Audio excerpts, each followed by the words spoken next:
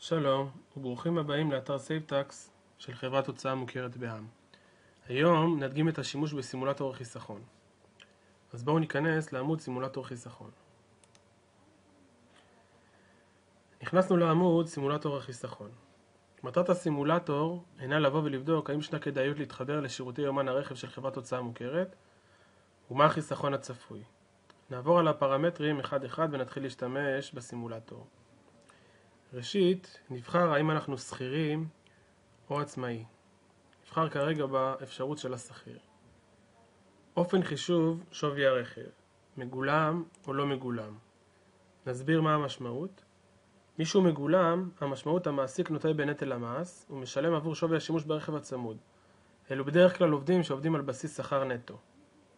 עובד לא מגולם, זה עובד שמשלם את המס בגין שווי השימוש ברכב הצמוד. כרגע נבחר את העובד הלא מגולם. שנת המס, זה השנה הנוכחית, זה שנת 2014. אחוז המס השולי. אחוז המס השולי מופיע בתלוש השכר שלכם בהתאם לרמת ההכנסה.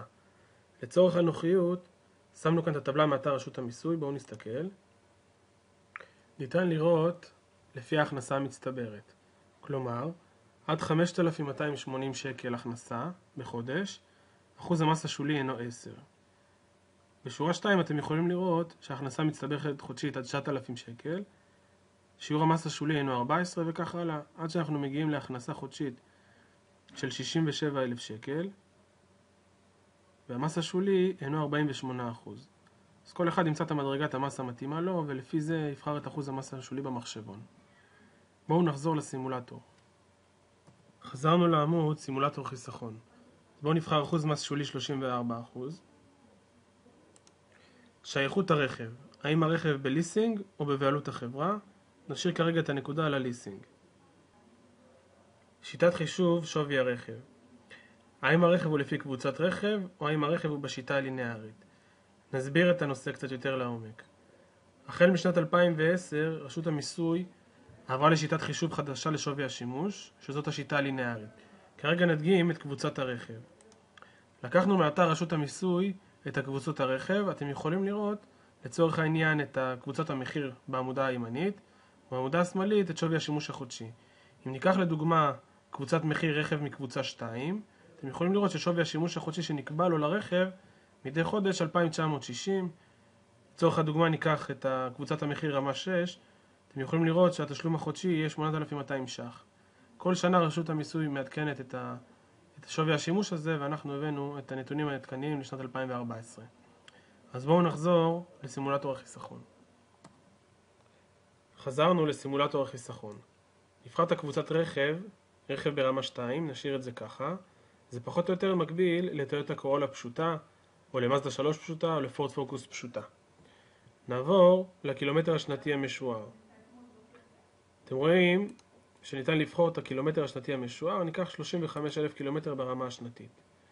אחוז הנסיעות העסקיות המשוער, צריך לדעת פחות או יותר מה השימוש העסקי ברכב, כלומר השימוש לצורכי העבודה, ניקח 80% לצורך העניין. לאחר ששקללנו את כל הפרמטרים, נבקש מהסימולטור לחשב לנו את החיסכון. ניתן לראות בצד שמאל למטה, החיסכון שהתקבל כמעט 11,500 ש"ח. החיסכון אינו ברמה השנתית. החיסכון כולל גם דמי ביטוח לאומי וגם תשלומי מס הכנסה בגין שווי שימוש ברכב.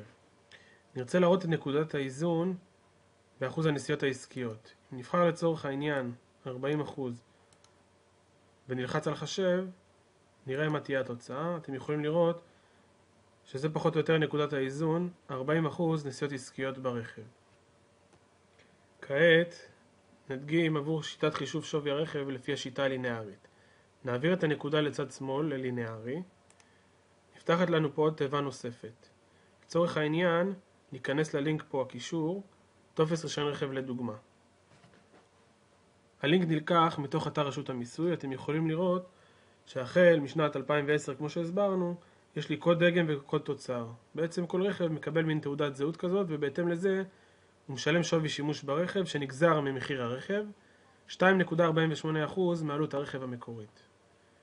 נחזור לסימולטור ונכניס את הפרמטרים. שנת הרישום של הרכב אינה 2010, קוד התוצר שהיה לנו 0312,